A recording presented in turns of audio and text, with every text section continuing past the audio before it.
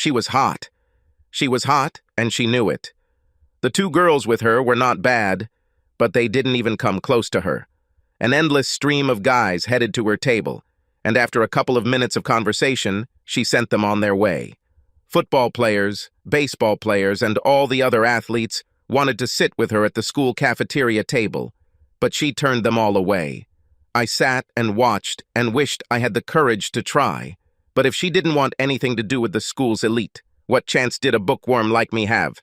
Not one, I thought, not a chance. Bobby is a bookworm. It was me. The guy with the worst case of acne. The guy who sat in the back of the classroom. A she-guy who kept to himself. 2 years have passed, and Bobby, the bookworm, has fixed a few things. The acne was gone, but my face was so scarred and pitted that it looked like it had been walked on by a golfer wearing spiked boots. I was a shy guy, and I was still sitting in the school cafeteria looking across the room at the table where she was sitting with her two friends. And then the strangest thing happened. She looked in my direction, our eyes met, and she smiled at me. I knew it as surely as I knew my own name. She didn't smile in my direction. She didn't smile while looking into space. She smiled at me. The bell rang, signaling the end of the lunch period and breaking the spell, and we all stood up and walked to our next class. I didn't have any afternoon activities with her. I saw her again in the first 2 classes the next day. I thought she glanced in my direction once or twice, but I was probably mistaken. I was sitting alone at a table in the cafeteria, as usually happened when she and her 2 friends stood in line. I, like everyone else, watched her pay the cashier. She then looked around for an empty table, and everyone was watching to see where they would go. It was the sexiest thing in the world. The cashier gave her the change, and she looked around the room. There were several empty tables on the east side of the room, and none on the side where I was sitting, although there were 3 empty seats at my table. She turned and walked towards the empty seats at my table, and behind her, I saw her 2 friends looking at each other in confusion before following her. She came to my table, looked at me, and said, "Can we join you?" I was too stunned to say a word, but she knew the odds of me saying no were like the moon actually being a big piece of cheese, so she sat down. She looked at me and said, "Robert, right?" I nodded affirmatively. "So tell me, Robert, why do you sit here every lunch and watch me like a hawk?" Her friends looked from her to me and then back to her again, and what the hell is going on here was as clear on their faces as it was in my mind. I was shy, but it was that shyness that stopped me from getting close to people. But I'm not tongue-tied. I smiled and said, "Beauty attracts the eye. Extreme beauty attracts the eye and holds it." This seemed to surprise her. Wasn't this idiot a slack-jawed clown? I had no idea what she was thinking at that moment. I wasn't the kind of guy who was privy to the thoughts of a goddess. She gave me a dazzling smile and asked, "If this is true, why did you never come to talk to us?" "What? I? Will a commoner approach the throne?" She laughed and said, "We could handle a steady diet of this kind of flattery, right, girls?" Her 2 friends, Carol and Bev, smiled wryly, clearly indicating that they had no idea what was going on. "Seriously," she said, "why haven't you ever talked to me before?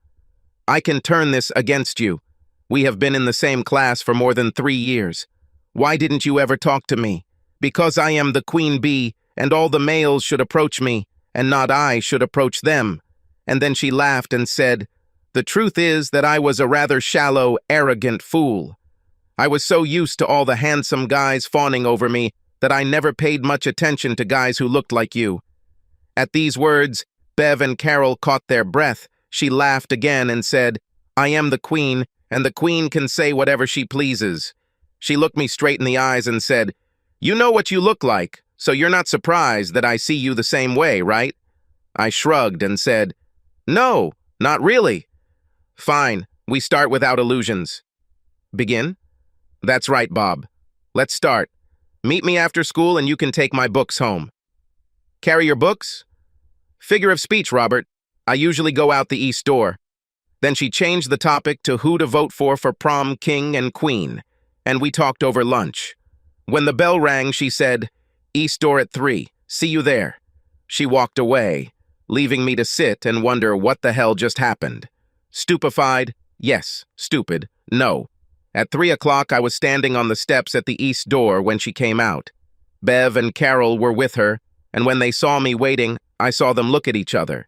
Each silently asked, "Do you know what's going on here?" But there was no surprise on her face when she saw me, because she knew I would be there. She handed me her book bag, and I took it. At the bottom of the stairs, she turned right, but I took her hand and led her left. She looked at me questioningly, and I said, "Be patient, my queen. Everything will become clear soon." We walked to the student parking lot and a 1993 Ford Mustang convertible. I opened the passenger door, bowed deeply, and said, "The carriage is served, my queen." Neither of us had seen the car before, which wasn't too strange since I hadn't seen it myself until last night. It was my 18th birthday, but it was decided that we would celebrate it on Saturday, so I didn't expect anything until then. Mom told me to take out the trash while she prepared dinner, and Dad got out the plates and dishes to set the table.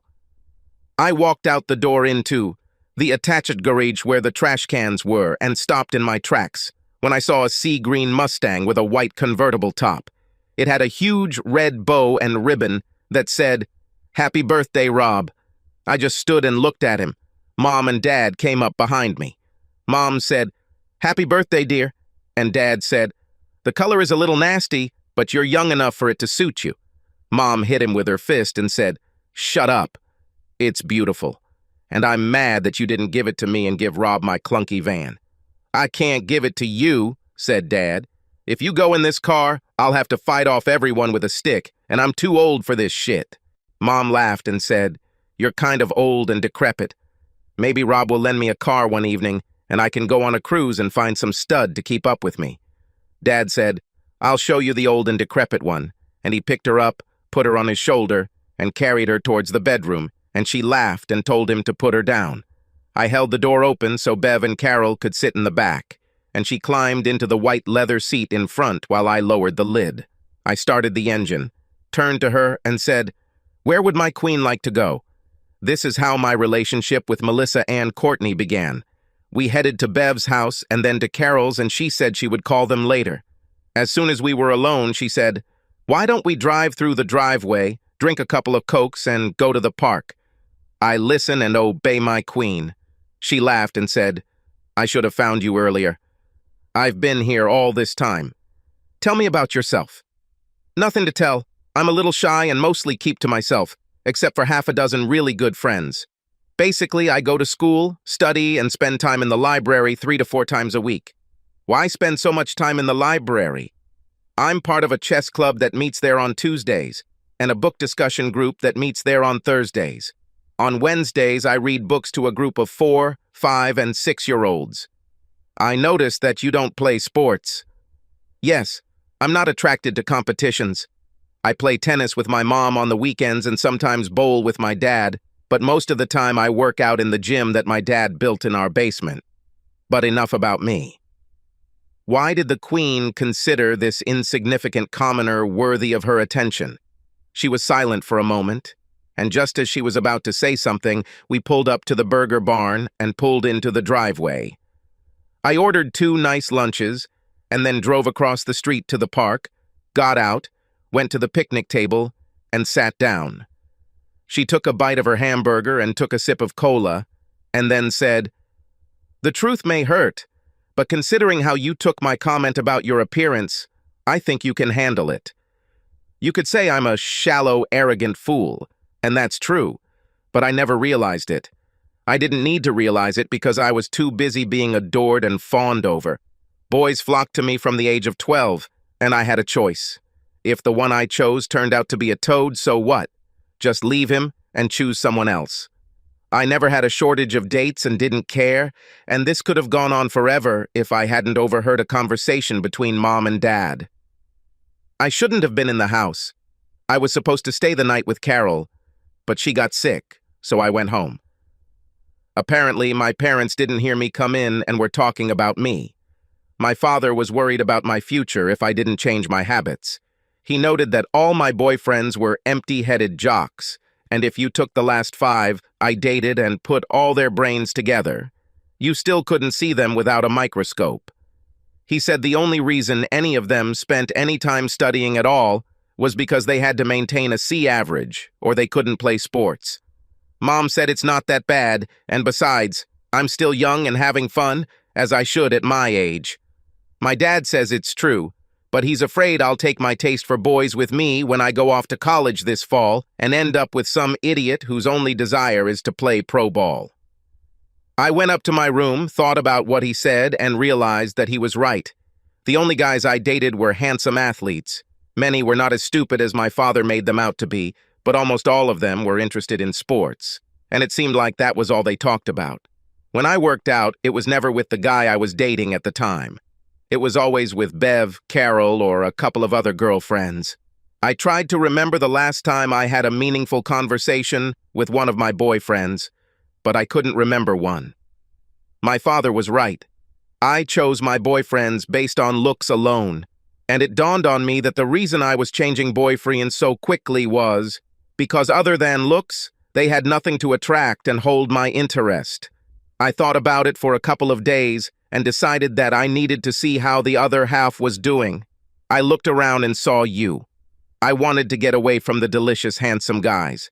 I wanted someone that my dad didn't think was just another jerk, and like I said, you were there. But even so, you're lucky. I noticed you yesterday, sitting alone at lunch, and I thought, wow, Lissa, this is the perfect guy. Not the prettiest or the athlete, but he's on the honor roll every semester, so I headed over to your desk and here we are. So what do you think of your queen now? So I'm a social experiment. Why don't we tell you that you are participating in the project? A project? Yes. The project is to try to change the narcissistic, arrogant, superficial fool into something else. Are you up to this task? Most likely no. She raised an eyebrow and I said, you said it yourself about 4 hours ago that you never paid much attention to guys who looked like me. The problem is that you are not the only girl with this attitude. I'm 18 and have never been on a date with a girl, and not for lack of trying. I don't have the slightest idea how I can help with your project. You're kidding me, right? Not in the least. I've never met a girl who wanted to date a guy whose face looked like he'd had a cheese grater on it. She sighed and shook her head. Melissa used to be one of them. I think there are 2 projects to work on right now. 2 projects? Yeah, me and you. You'll be working on the Reassembling Melissa project, and I'll be working on the Transforming Robert into a Social Butterfly project. Maybe they are related. Can you dance? My mom forced me to take dance lessons when I was in 7th grade. And then, at home with Mom, he and my father competed in ballroom dancing. When he goes on business trips, she wants to dance to fill her evenings. Then, it's okay. The first step in what I'll call the Bobby Project is to get other guys involved on dates. The goal will be for you to be ready to shine at prom. At graduation? I don't have a date for prom. I don't even know anyone I could invite to prom. Every girl I've ever asked out has turned me down. Of course you have a date, silly. It's just that you haven't made an official proposal to me yet. You? Will you be my prom date? Depends on the circumstances. From what?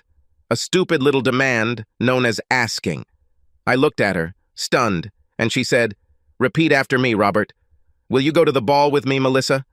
I stared at her in complete confusion. How could this happen? Having the prettiest and most popular girl in school sitting on a park bench talking to me was mind-boggling in itself. It defied all logic that she told me to invite her to the ball. Come on, Robert. You can handle it. Just follow me. Will you go to the ball with me, Melissa? I pinched myself and felt pain, so I knew it was not a dream. I took a breath and asked, Miss Courtney, would you do me the honor of allowing me to accompany you to the prom? I thought you'd never ask. Of course, yes. Now that we've settled everything, we need to see your mother. With my mom? For what? If she has participated in ballroom dancing competitions, she knows how important it is to be synchronized partners. We need her to see us together so she can make her comments and suggestions. As you noted, Robert, I am the queen, and the queen will have to reign supreme at the prom. When is the right time? I'll ask when I get home. She looked at me, and I found that she was quite good at reading facial expressions. What are you thinking about, Robert? I find it hard to believe that this close to prom, the prettiest and most popular girl in my senior year doesn't have a partner yet, but mostly I find it hard to believe that you want to go to prom with me. Half a dozen guys asked me, and I turned them down because it was hard for me to choose between them. I already told you why I never dated one guy for very long, and all the guys who asked me out were the same as the ones I kept changing. They were all cut from the same cloth, from the same mold, so to speak. Graduation should be special, and I was hoping for something better. Then I reevaluated, and here we are. As your queen, I am going to give you a task. Your queen's prom is special. Do this, and your queen may give you a knighthood, or kiss you and turn you from a frog to a prince. Let your queen down, and she may leave you a frog forever. I listen and obey my queen. She laughed. You're a big idiot. I should have checked the frogs sooner. I took her home and walked her to the door. She kissed me on the cheek and told me she would see me at school the next day. Over dinner, I told my mom that I had a prom date and that Melissa wanted some help with our dance. Mom offered to bring her home after school. I called Melissa and she didn't have any plans for the day and was looking forward to dancing with me. Melissa and I had 2 classes together in the morning, and at the end of the second, she told me to save her a seat at my table during lunch. When I sat down in the dining room, it seemed like everyone was looking at me, and I wondered what it was. I learned this when Melissa and the ever-present Bev and Carol joined me at the table. Melissa told the guys who asked her out that she wouldn't go to prom with them. She told Carol, Bev, and a few other kids that she was going with me, and word of the school spread the news. Melissa asked me if I would mind if Carol and Bev came with her to my house. At 3 o'clock, I was waiting for them at the east door, and we went to my house. Mom and Melissa seemed to hit it off instantly. And after some small talk, Mom said, "Okay, you two, let's see what you have there." We entered the living room with a wooden floor. My mother put on the CD we used to dance to and turned it on. The first number was a waltz, and it immediately became clear that Melissa could not dance. I mean, she could dance like most teenagers, but she wasn't up to ballroom dancing standards. I made her look bad. Not at all what I wanted for my queen. Mom said, "You need to do some work, honey. Let me show you what it should look like." She held out her hand to me and pressed play again, and I led my mother around the hall until the tune ended. Then Mom said, "We need to do one of 2 things. Either Bobby needs to dance more quietly, or we need to get you up." "I vote to raise me," Melissa said. "How can I do it?" "Hard work, honey. Hard work and time. How much time do you have?" "Every minute when I'm not at school, including weekends." "What do we have? 2 weeks until graduation?" Melissa nodded affirmatively. "Then, it's okay. Every evening after school and all day on Saturday. If we achieve good results, we will be able to skip Sundays." She turned to me and said, "This means that you will be in charge of preparing dinner when your father returns home.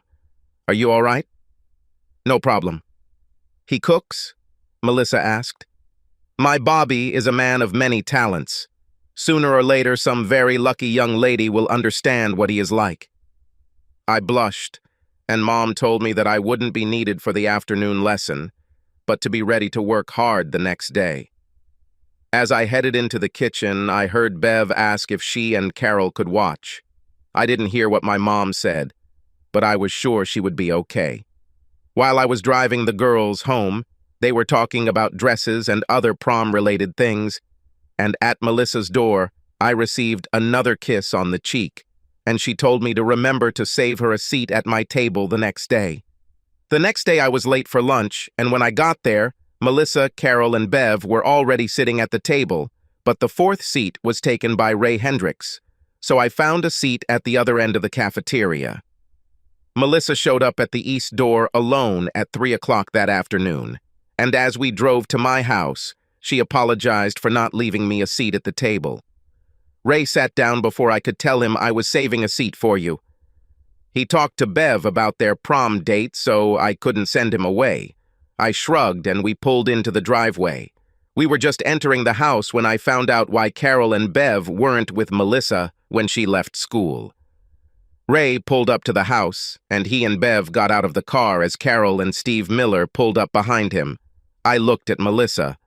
Your mom said she would also be working with Bev, Carol, and their beaux. I just shrugged and said, I think the Queen's Court should look good. And we entered the house. Mom was in her element. She's like a dance instructor, just waiting to come out of the closet. She spent the day showing the basics, using me as a visual aid, about an hour before Dad was due home.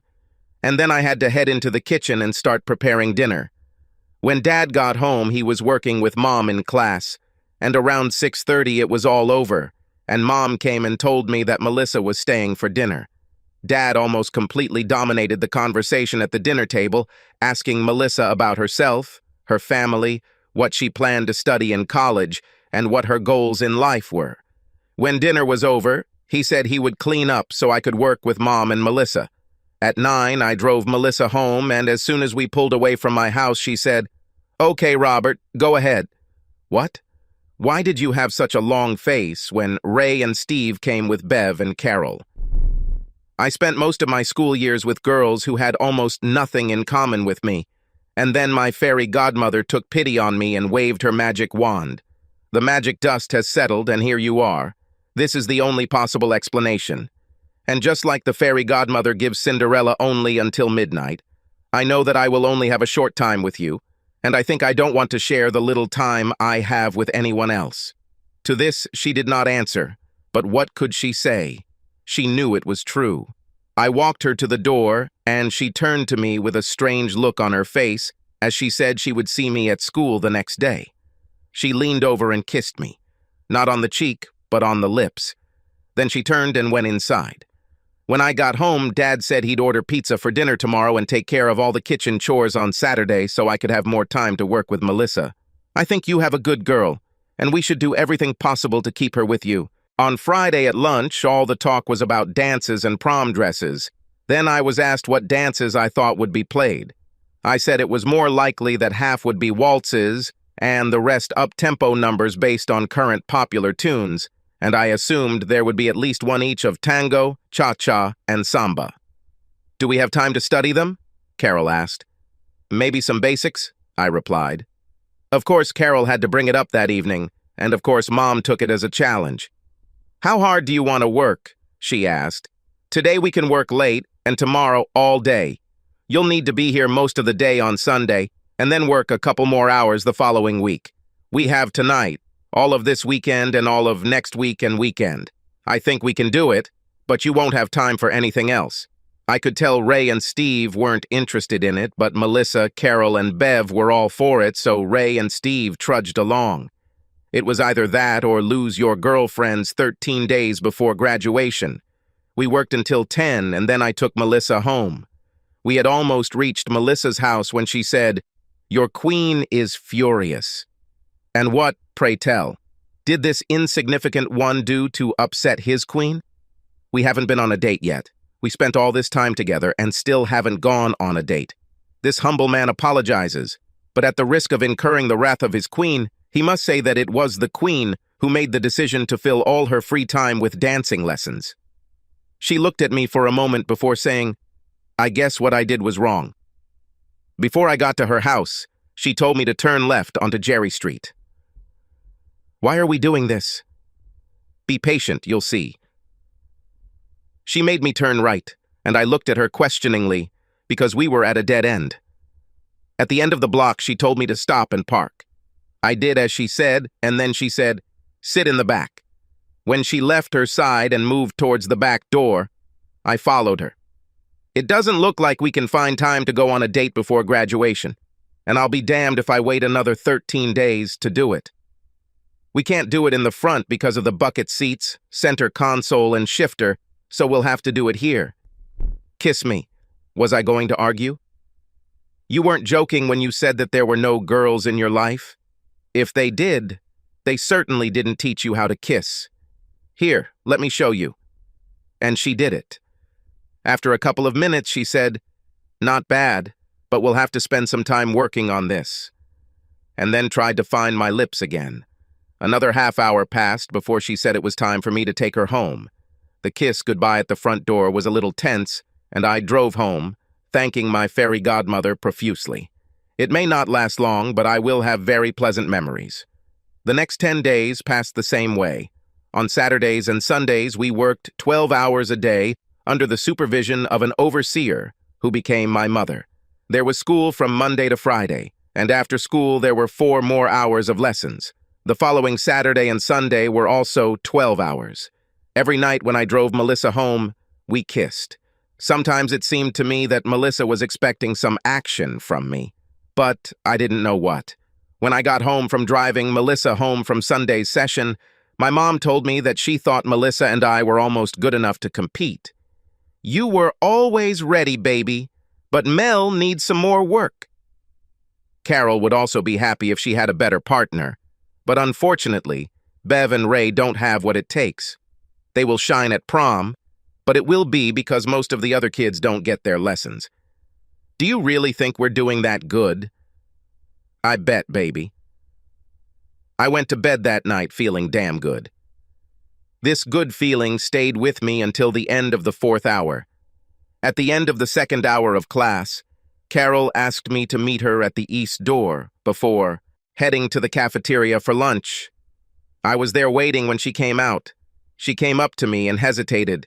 She wanted to say something, but didn't seem to know what or how to say it. I tried to help. "Come on, Carol. As you can imagine, I'm used to hearing bad news from girls. I can handle it. Mel is my best friend, and I don't usually interfere in her affairs, but over the past couple of weeks, I've realized what a wonderful guy you are and what a wonderful family you have. I wouldn't want to, but I'm afraid Mel will hurt you. I know why she hangs out with you, but I also know her, Rob. I know you're not the kind of guy who will hold her interest for long. She'll use you to satisfy some need she feels she has, and then she'll dump you like a dozen others. I see the way you look at her, Rob, and I know how you will feel when this happens. All this touches my heart much more than I could have imagined. I guess I hope that if I prepare you for this, it will help in some way. I appreciate your concern, Carol, but I'll be fine. I always knew it wouldn't last long. At least I'll have prom, and that wouldn't have happened before Melissa became interested in me for some reason. This raises another question. You know you'll only be able to spend part of the prom with her, right? What do you mean? She will definitely be elected prom queen, and Dick Harbor will most likely be named prom king, and they will have to spend some time together. There is a queen's court there, and tradition says that she must dance with all the men in her court. I shrugged and said, "At least in the record books I'll be your date and our photo will be in the class yearbook. This is something I will always have. Let's go. We'll be late for lunch." That evening after our dance class, I drove Melissa home, and as soon as I pulled out of the driveway, Melissa said, "I saw Carol talking to you today." What does all of this mean? I hesitated, and she said, "Come on, honey, you can tell me." Carol and I are too close for anything you say to me to affect us. She says she loves me and doesn't want me to suffer. And what? She more or less told me not to get too close to you. Why would she do this? The idea was that if I didn't get too close, it wouldn't hurt as much when you abandoned me and moved on to your next conquest. And you think this will happen? Considering my history with the opposite sex, why not? You are a queen, and I am a simple serf, and we, simple serfs, know better than to try to climb too high. Pull over to the side of the road. What? Stop the damn thing. I had never heard a single obscene word from her, so I was shocked, but still stopped at the side of the road. She turned around, climbed over the center console and the gear shift, turned off the ignition, and kissed me. The kiss turned into a hot makeout session. She lifted the sweater, grabbed my right hand, and placed it on her chest, and then put one hand on my manhood and rubbed it. I've never done this with other guys.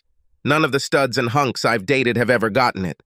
You are special, Robert, and you are my boyfriend.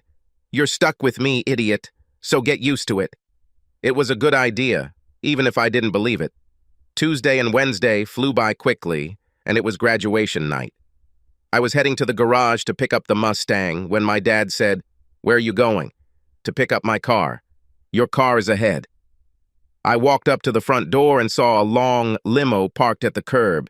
He handed me $200 bills and said, "Go ahead."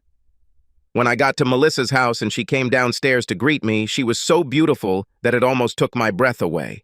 If I experienced nothing else, I at least saw this vision approaching me. I had to pose for photos as Melissa's mom took 20 or 30 pictures with her camera, and she told me she would make a set for my mom as I walked Melissa to the door.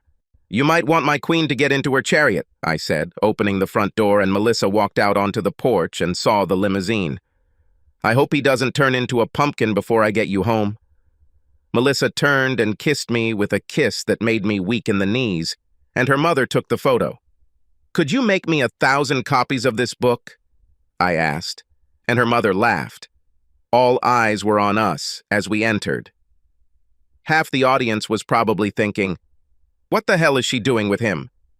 And most of the men present revealed her beauty and dreamed of being in my place.